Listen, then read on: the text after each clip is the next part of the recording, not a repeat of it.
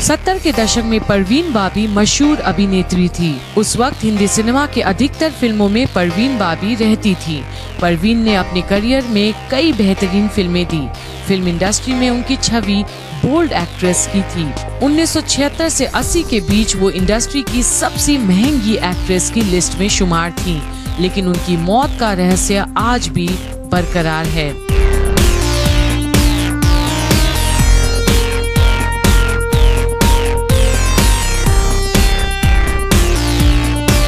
कोई कहता है कि उनकी मानसिक हालत ठीक नहीं थी, तो कोई कहता है कि उन्होंने आत्महत्या कर ली थी।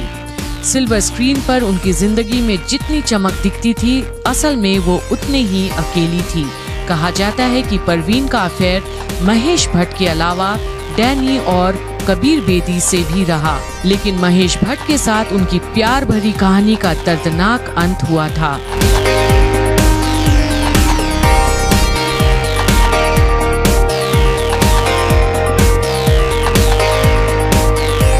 फिल्म फेयर को दिए एक इंटरव्यू में महेश भट्ट ने अपने और परवीन के रिश्ते को लेकर कई राज खोले थे। साथ ही उनकी मौत पर दुख भी जताया था।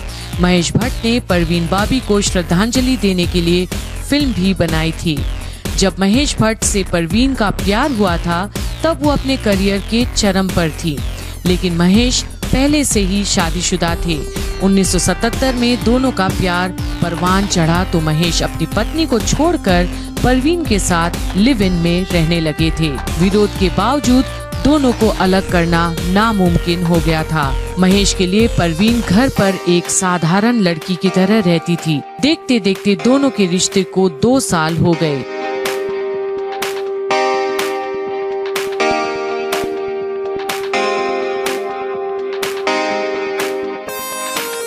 महेश भट्ट को अचानक से एक सच्चाई का पता चल गया, जिससे उनके होश उड़ गए।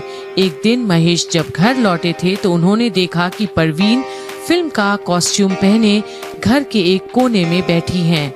उनके हाथ में चाकू था। महेश को देखते हुए परवीन ने उन्हें चुप रहने का इशारा किया। इसके बाद परवीन ने कहा, बात मत करो, कमरे में कोई है, वो मुझे मारने की कोशिश कर रहा है।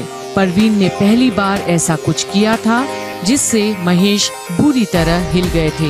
डॉक्टरों को दिखाने के कुछ दिन बाद पता चला कि उन्हें सिजोफ्रेनिया नाम की मानसिक बीमारी है। महेश भट्ट उनका इलाज अच्छे से अच्छे डॉक्टर से करवाने लगे। तमाम इलाजों के बावजूद परवीन की ये बीमारी ठीक होने का नाम ही नहीं ले रही थी। परवीन की ऐसी स्थिति देखकर उन्हें कमरे में ही बंद रखा जाने लगा। उन्हें मीडिया और पब्लिक की नजरों से दूर रखना पड़ा। परवीन की हालत बेहद नाजुक हो चुकी थी। उन्होंने दवाइयाँ खाना बंद कर दिया। अंतिम वक्त में परवीन बाबी इतनी अकेली थी कि कोई पास तक नहीं भटकता। उम्र 56 हुई तो उठ भी नहीं पाती थी। 20 जनवरी 2005 को अकेले घर में उन्होंने दम तोड़ दिया। 3 दिनों तक लाश बेड पर सड़ती रही। जब दरवाजे से ब्रेड दूध नहीं हटा तो किसी ने पुलिस को खबर कर दी। तब लोगों को उनकी मौत की जानकारी मिली।